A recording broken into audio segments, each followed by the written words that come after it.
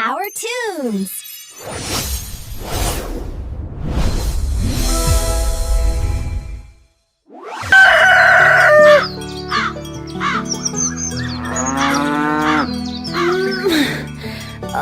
ये क्या? बाबा बाबा उठिए ना। बाबा वो देखिए, हमारी गौरी को देखिए। अरे क्या हो गया बिटिया? इतनी सुबह सुबह काहे उछल रही हो? क्या बात है? बाबा वो देखिए, हमारी गौरी ने कितनी प्यारी सी छोटी सी बच्ची को जन्म दिया है। फिर महेश और चांदनी उस जगह आ गए जहां गौरी ने एक मासूम सी बकरी को जन्म दिया था। बाबा कितनी प्यारी लग रही है। आज से पहले इतना प्यारा बच्चा मैंने कभी नहीं देखा। मैं अपनी गौरी से बहुत प्यार करती हूँ। हाँ बिटिया, लगता है कि ईश्वर ने हमारी सुन ली। अब गौरी भी माँ बन गई है। अरे अब तो इसकी अच्छे से देखभाल करनी पड़ेगी। देखो कितना प्यारा है। हाँ पिताजी, क्यों नहीं, मैं इसकी अच्छे से देखभाल करूंगी। गौरी तुम ठीक तो हो ना? अब तुम माँ बन गई हो। बाबा मैं कहती हूँ, देखो गौरी ने बच्चे भी दे दिए और अभी वह ठीक भी लग रही है। तो क्यों ना मैं आज इसे जंगल में लेकर चली जाऊँ, वहाँ इसे ताज़ी घास खिला दूंगी और अपने लिए भी फल सब्जियाँ और सूखी लकड़ियाँ भी ले आऊंगी। अरे बिटिया कैसी बातें कर रही हो? मैंने सुना है कि जंगल में खतरनाक जानवर आ गए हैं जो भेड़ बकरी को खाते रहते हैं। इस हालत में तुम घने जंगल में मत जाया करो। नहीं पिताजी, ऐसा कुछ नहीं होता। आप खामखा डरते हैं। मुझे अभी गौरी और इस नन्हे से बच्चे के साथ जंगल में जाना है। इस बच्ची को मैं दिखा कर लाती हूँ हमारी दुनिया कितनी सुंदर है। ओहो, तुम भी ना बिल्कुल अपनी माँ की तरह जिद्दी हो। मेरी बात सुनती ही कहाँ हो। अब चलो ठीक है, लेकिन हाँ जाओ, लेकिन गौरी और उसके बच्चों का ध्यान रखना। ऐसा नहीं कि छोड़ के चल दिए। ठीक है, ध्यान रखना बेटा। हाँ बाबा, मैं पूरा ध्यान रखूंगी। फिर चांदनी गौरी के बच्चे को कंधे पर बैठाती है और गौरी को लेकर जंगल चली जाती है। देखो गौरी, तुम यहीं घास खाओ, मैं थोड़े सूखी लकड़ियाँ और फल इकट्ठा कर लेती हूँ। ध्यान रखना, आगे मत जाना, समझी? और तुम तो छोटे बच्चे हो, चलो हम साथ में लकड़ियाँ इकट्ठा करते हैं। फिर चांदनी आगे बढ़कर लकड़ियाँ इकट्ठा करने लगी और धीरे धीरे दूर निकल गई। कुछ देर में गौरी के चिल्लाने की आवाज आई। ये आवाज, ये तो गौरी की है, मुझे जाकर देखना चाहिए।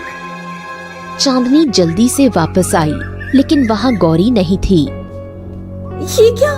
मैं तो गौरी को यहीं छोड़कर गई थी, फिर वे कहाँ चली गई?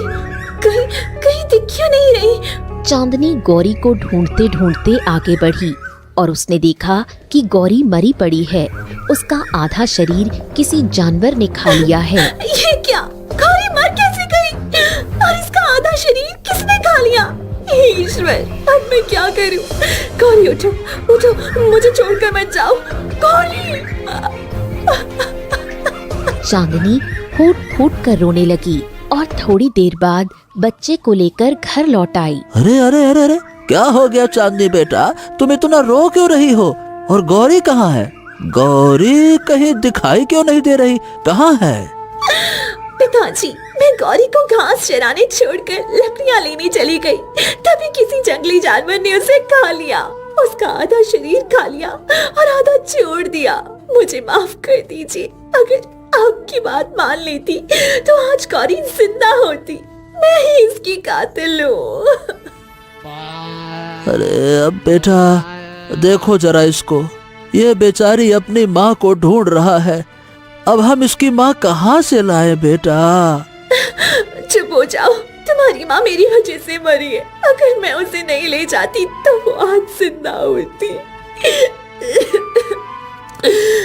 चांदनी उस बच्चे के गले लगकर फूट फूट कर रोने लगी। अच्छा बस बस बस बस बस बस बेटी, बस चुप हो जा।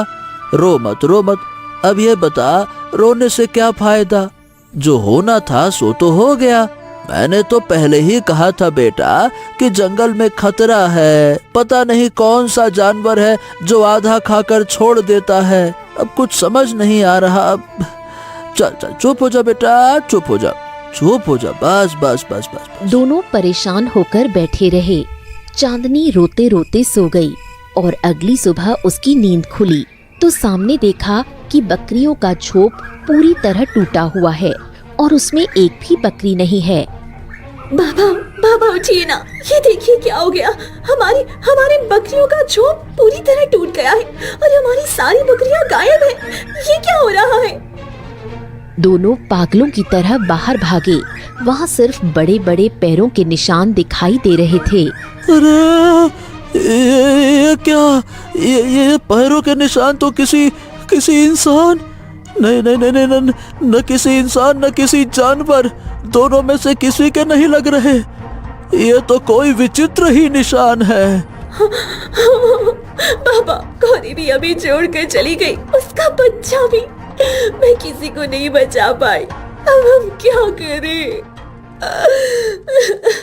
बेटी पता नहीं क्या हो रहा है, गांव के भी कई जानवर और इंसान गायब हो रहे हैं। यूं समझ ले बिटिया कि हम पर ये परेशानी पहाड़ बनकर टूट रही है। क्या करे क्या करे। महेश फूट फूट कर रोने लगा।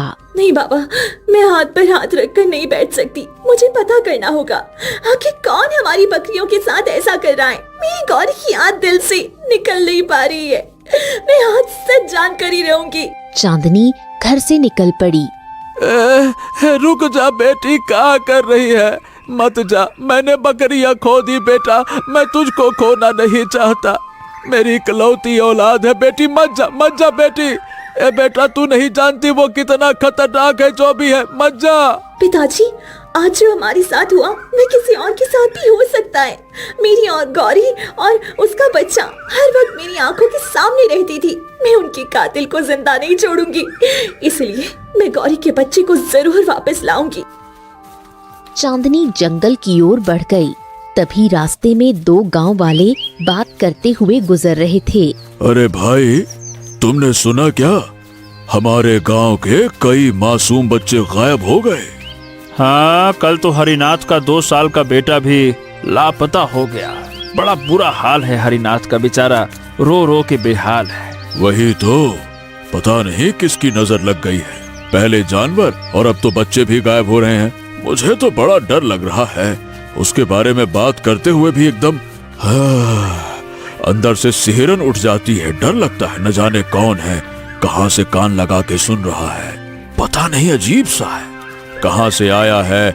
मुझे तो डर लगता है कि कहीं हमारी बातें सुन ले और हमारे बच्चे को भी ना उठा ले जाए। अरे मैं तो सोच रहा हूँ कि परिवार के साथ गाँव ही छोड़ दूं।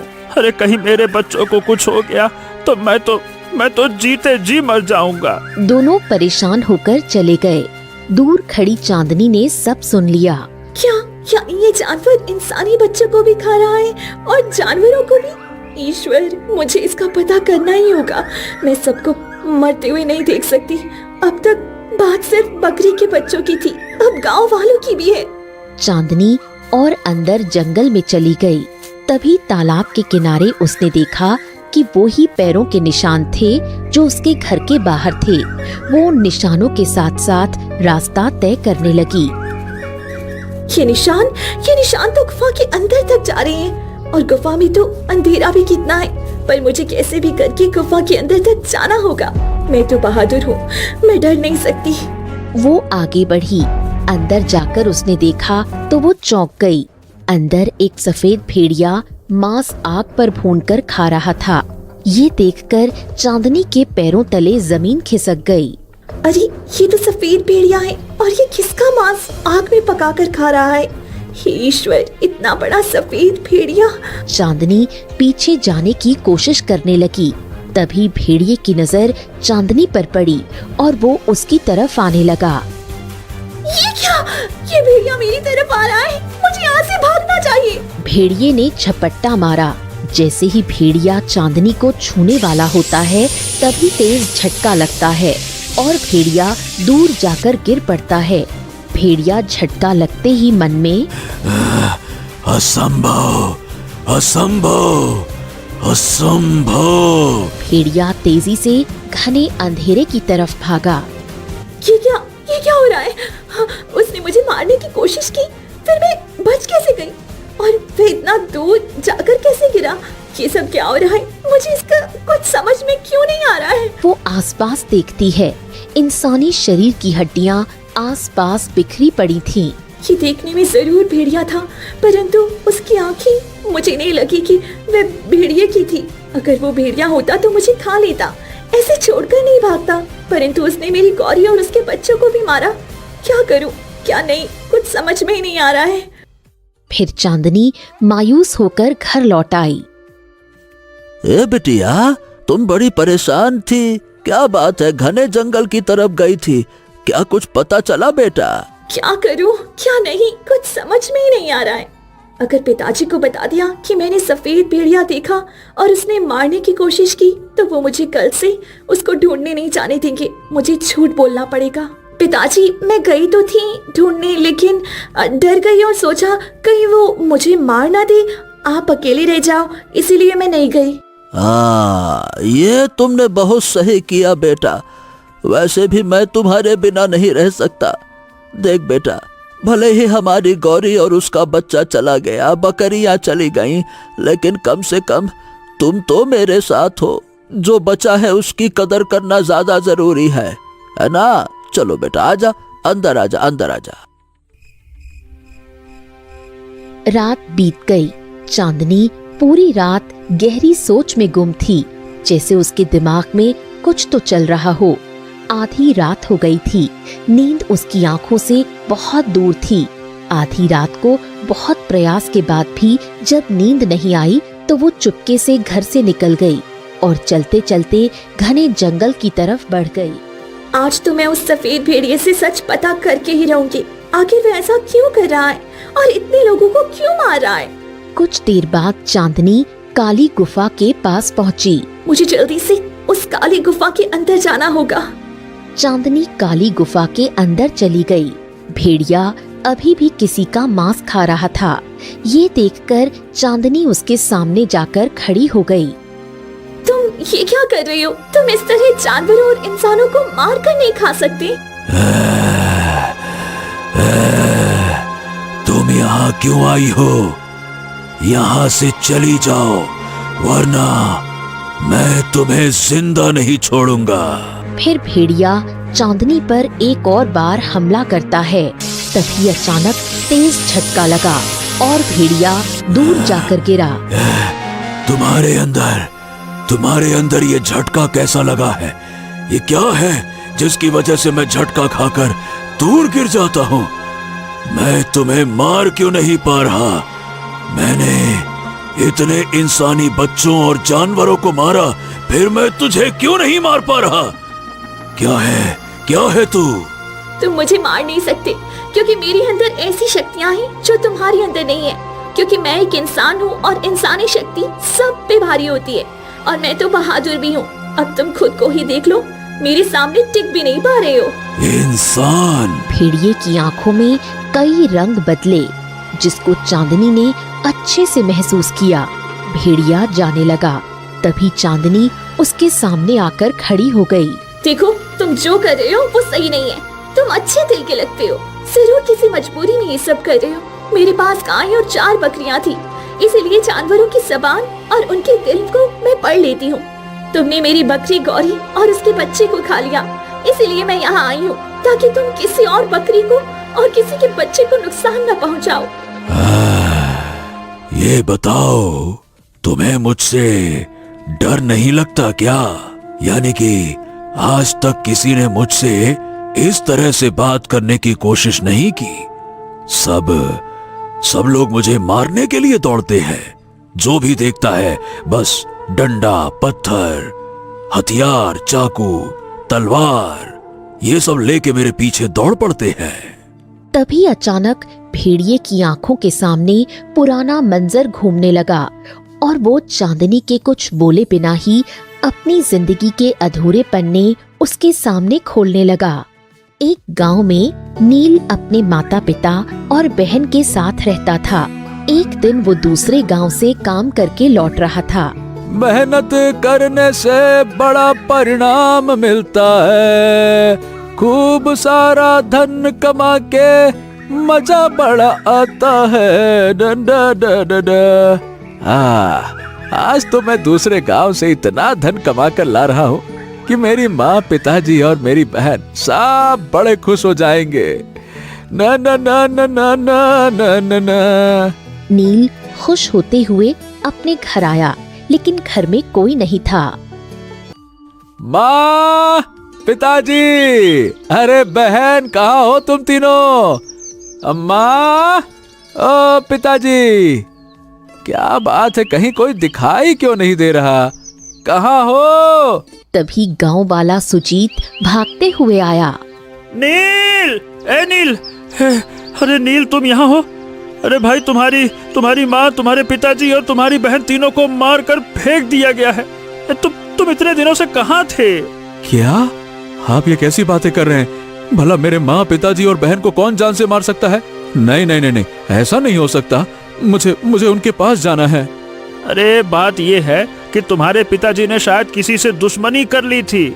उन्होंने तुम्हारे पिताजी को जान से मार दिया और तुम्हारी माँ और बहन को भी जाते जाते मार कर फेंक दिया। तालाब के किनारे उनके शव पड़े थे। अब तुम नहीं आए तो हम गांव वालों ने मिलकर उन्हें श्मशान तक पहुंचाया था। क्या? नहीं नहीं नहीं नहीं नहीं नहीं, ऐसा नहीं हो सकता। मेरे माता, पिताजी और मेरी बहन मुझे छोड़कर नहीं जा सकते। ये बताओ ऐसा किसने किया ये सब? अब देखो, मुझे ये तो नहीं पता, शायद तुम्हारे पिता ही जानते होंगे, लेकिन अब भैया वो तो इस दुनिया में रहे नहीं। फिर सुजीत वहाँ से चला गया। नील फूट फूट कर रोने लगा। अरे माँ, पिताजी, हे ईश्वर, अब मैं क्या करूं? मैं उनकी सेवा के लिए दूसरे गांव में धन कमाने गया और इतने में ही वो मुझे छोड़कर चले गए। नहीं नहीं नहीं नहीं नहीं, माँ, पिताजी, बहन, तुम तीनों मुझे छोड़कर नहीं जा सकते। मैं तुम्हारे बिना कैसे जीऊंगा? नील शमशान के पास जाकर घंटों बैठा रहता, जैसे उसके परिवार की आखिरी चीख अभी भी उसी शमशान में हो। वो कई घंटों के बाद वापस अपने गांव की तरफ आया। मैं ढूंढ कर रहूंगा कि आखिर किसने मेरे पूरे परिवार को मारा। जिसने भी ये किया है, मैं उसे जिंदा नहीं छोड़ूंगा। लेकिन जब वो घर पहुंचा तो वहाँ कोई और व्यक्ति रह रहा था। अरे ये क्या? ये तो मेरा घर है। तुम यहाँ क्यों हो? कौन हो तुम? अरे कौन हो का क्या मतलब होता है? ये घर मैंने खरीदा है और अब से ये घर मेरा है। तुम यहाँ से चले जाओ, समझे? अरे क्या बात करते हो? ये तो मेरे माता पिताजी का घर था। तुम्हारा कैसे हो सकता है? ये क्या बात करते हो? अरे तो जाकर अपने माँ बाप से पूछना। मैंने 50 सोने के सिक्के देकर ये घर खरीदा था, समझा? अब फालतू में झगड़ा ना कर, हम शरीफ लोग हैं। अब मैं क्या करूं? मेरी माँ, पिताजी और बहन सब मुझे छोड़कर चले गए और ऊपर से मेरा घर भी चला गया। ऐसे ही कुछ दिन बीत गए। नील पागलों की तरह इधर उधर भटकता रहता और हर समय रोता रहता। तभी सूर्य नारायण वहाँ आया और नील के पास आकर खड़ा हो गया।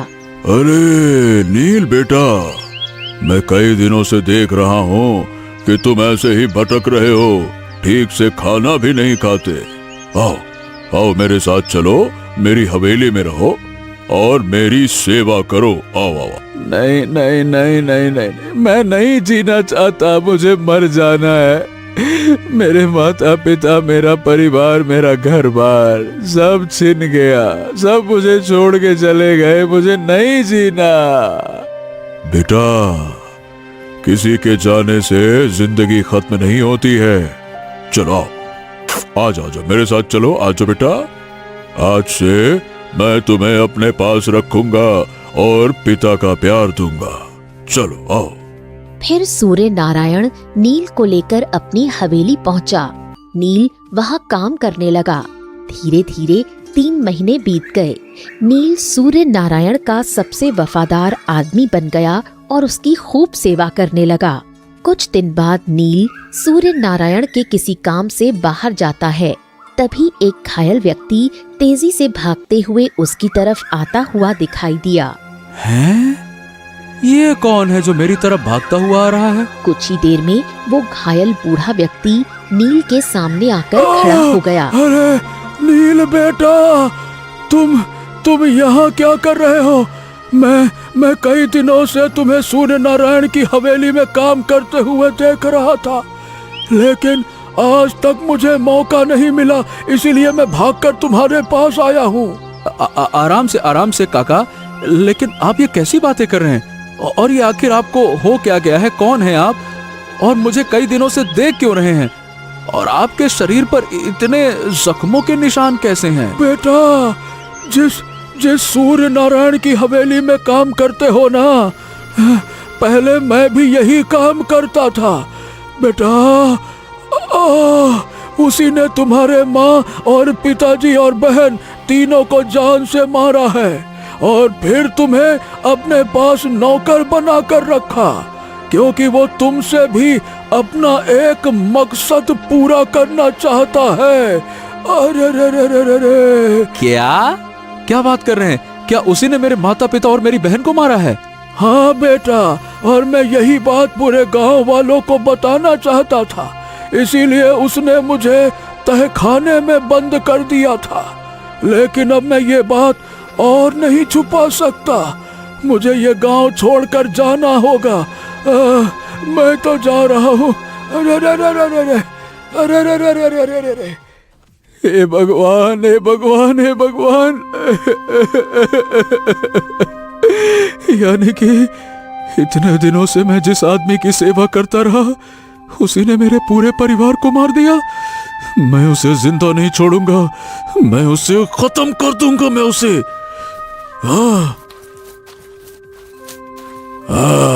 क्या हुआ नील बेटा? आज तुम बड़े घबराए हुए लग रहे हो, क्या बात है?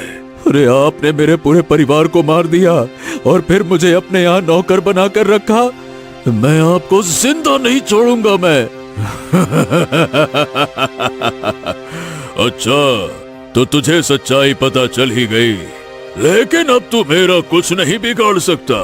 तेरे पिता ने मेरी बहन पर गंदी नजर डाली थी, इसीलिए मैंने उसे मार दिया। उसे बचानी आई तेरी माँ को भी मैंने मार दिया और उसके साथ तेरी बहन को भी। तुम जैसे 2 कौड़ी के लोग भला मेरा क्या बिगाड़ लोगे? हैं? अरे आप भले ही ठाकुर हो, लेकिन इसका मतलब ये नहीं कि आप जो चाहे वो करो।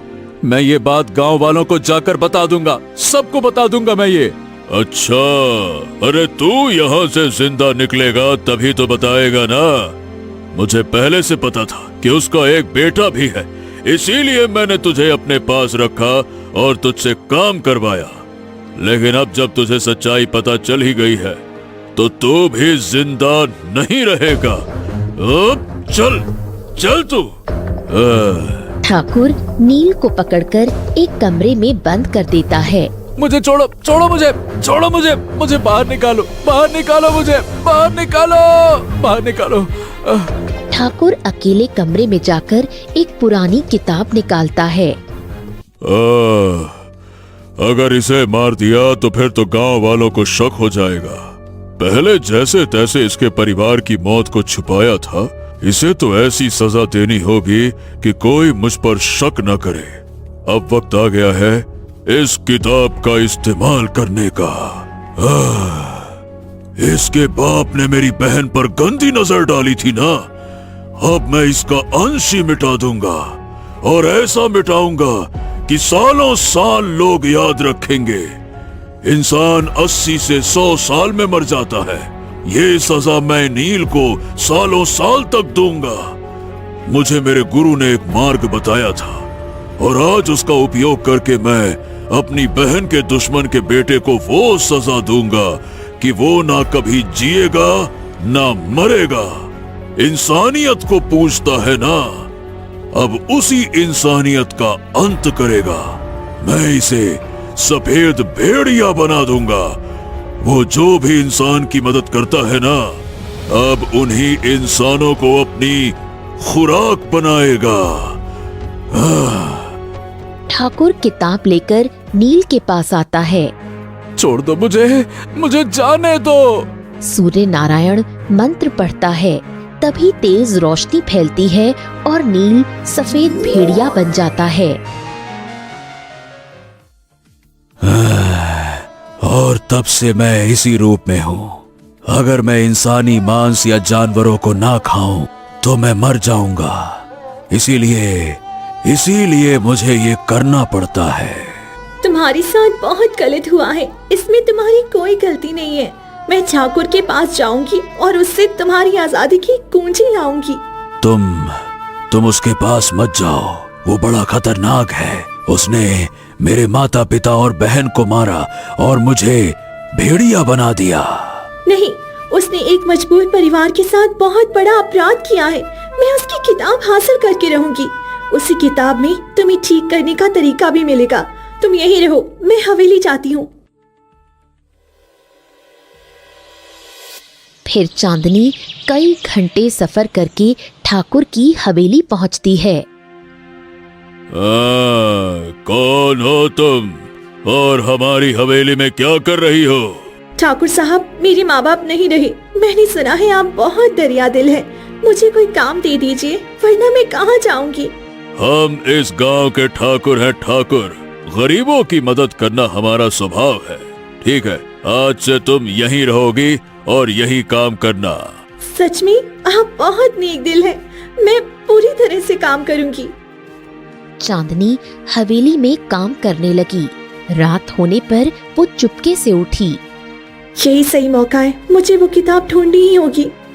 चांदनी पूरी हवेली में तलाशी करती है, लेकिन किताब नहीं मिलती।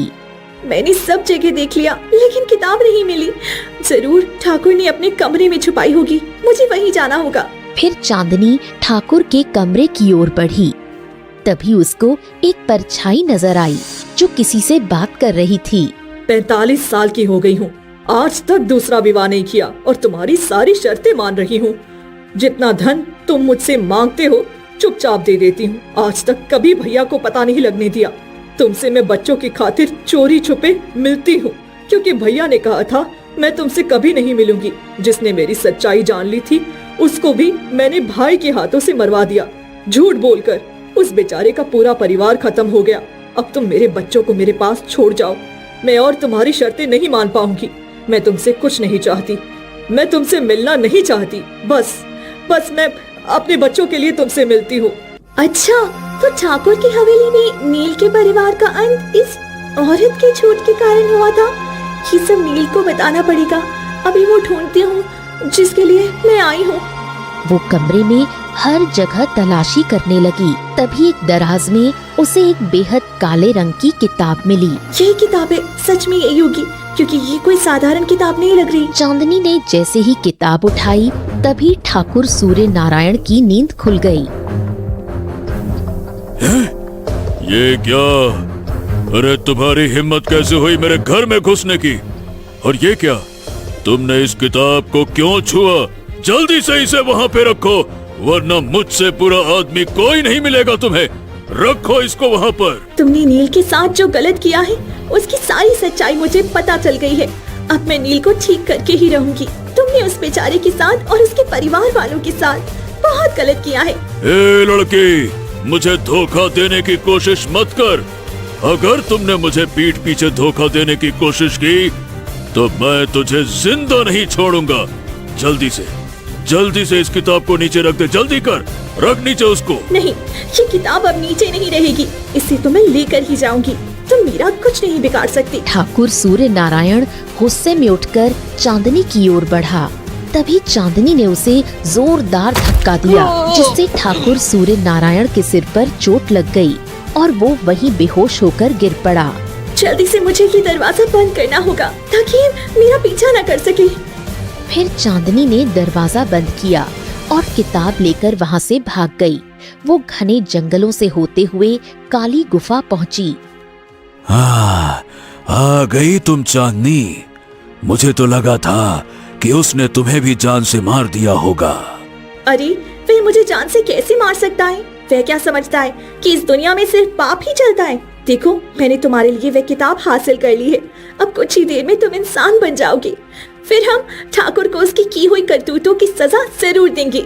फिर चांदनी किताब के पन्ने पलटने लगी। कुछ देर में वो एक ऐसे पन्ने पर पहुंची जिसे देखते ही उसकी उंगलियां कांपने लगीं। अरे ये क्या? ये तो सच में बहुत ही काले जादू की किताब है। ऐसी किताब मैंने अपने पूरे जीवन में कभी नहीं देखी। और ये मंत्र सफेद भेड़िया को फिर से इंसान बनाने वाला है। अब मैं ये मंत्र बोलती हूँ। अब देखो, मुझे नहीं लगता कि मैं इंसान बन पाऊंगा। चिंता मत करो, तुम जरूर इंसान बन जाओगी। मैं अभी ये मंत्र पढ़ती हूँ। चांदनी मंत्र पढ़ने लगी।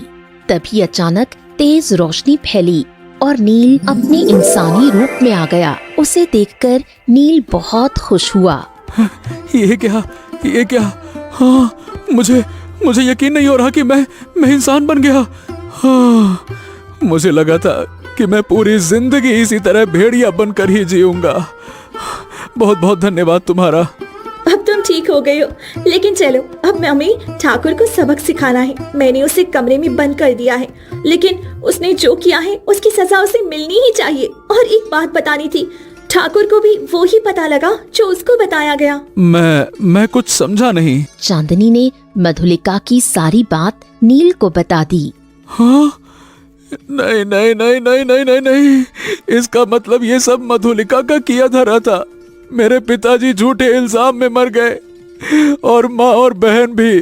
आज तक किसी को सच पता ही नहीं है। मैं ठाकुर को गलत समझता रहा, परंतु मर्द तो मर्द होता है ना। बहन के बारे में जब कोई गलत बोलता है तो इंसान को गुस्सा आ ही जाता है। और मधुलिका ने ठाकुर को उकसाया पिताजी को मारने के लिए, ताकि पिताजी उसकी और उसके छोड़े हुए पति की सच्चाई ठाकुर को ना बता दे। अभी सजा देने का समय है। उस ठाकुर को एक बार सच जान लेना चाहिए था। उसने कितना जुल्म गांव वालों पे किया। मेरी बकरी मर गई, कितनी कोख उजड़ गई, तो ठाकुर भी बराबर का जिम्मेदार है। उसको तो सजा मिलके ही रहेगी। हाँ, तुम ठीक कहती हो। चलो चलते हैं, चलो। फिर नील और चांदनी दोनों वहाँ से निकल पड़े। कुछ ही देर में दोनों हवेली पहुँचे। तुम सब यहाँ क्या कर रहे हो? क्या तुम भूल गए मैंने तुमको हवेली में जगह दी थी जब तुम दर दर की ठोकरें खा रहे थे? हाँ, और वो भी याद है, आपने मेरे पिता, मेरी माँ और मेरी बहन को जान से मारा था, वो भी झूठे इल्जाम में, अपनी बहन के कहने पे। चांदनी ठाकुर को सारी सच्चाई बताती है। मधुलिका सिर झुकाए खड़ी थी, जैसे उसके पास बोलने को कुछ न हो। राजा के पास चलो नील, इसको इसके किए की सजा मिलनी चाहिए। अरे रहने दो चांदनी, इसको इसकी गलती का एहसास हो गया। अब ये हर पल मरेगा। इसको मारने की जरूरत नहीं है। ये खुद ही खुद को नोच डालेगा शर्मिंदगी के कहर से। इसको अपने आप मरने दो। चलो। फिर चांदनी और नील हवेली से बाहर आ गए। चलो चांदनी, तुम्हारा बहुत बहुत धन्यवाद। मैं सिर्फ तुम्हारी वजह से इस भयानक रूप से आजाद हो पाया हूँ, और अब मैं एक अच्छा जीवन जी पाऊंगा। तुम्हारा बहुत बहुत धन्यवाद। नहीं, ये तो तुम्हारा हक था। तुमने बहुत कष्ट झेला है। अब मुझे अपने पिताजी के पास जाना होगा। वे बहुत चिंता कर रही होंगी, पता नहीं किस हालत में होंगे। कहीं वे कोई गलत कदम ना उठा ले। वैसे भी भेड़िए के डर से वे बहुत परेशान रहती थी। तुम अपना ध्यान रखना चांदनी। फिर चांदनी वहाँ से निकल पड़ी। कुछ ही देर में वो अपने घर पहुँची, जहाँ महेश पागलों की तरह रो रहा था। क्या हुआ पिताजी, आप रो क्यों रही हैं? अरे कहाँ चली गई थी बेटा तुम? मुझे तुम्हारी बड़ी फिक्र हो रही थी बेटा। तुम ठीक तो हो ना? मुझे लगा था कि शायद उस जानवर ने तुमको भी खा लिया होगा। ठीक तो हो ना बेटा? तभी चांदनी ने रोते हुए सारी सच्चाई अपने पिता को बता दी। ये सुनकर महेश भावुक हो गया। क्या इतना बड़ा हादसा हुआ? बाप रे बाप, ये तो बहुत बड़ी घटना है। लेकिन चलो, अंत भला तो सब भला। अब हमारे गांव से सारी तकलीफें खत्म हो जाएंगी। हाँ पिताजी, अब किसी को डरने की कोई जरूरत नहीं है। हमारी गौरी की आत्मा को भी अब शांति मिल जाएगी, क्योंकि हमने उसे न्याय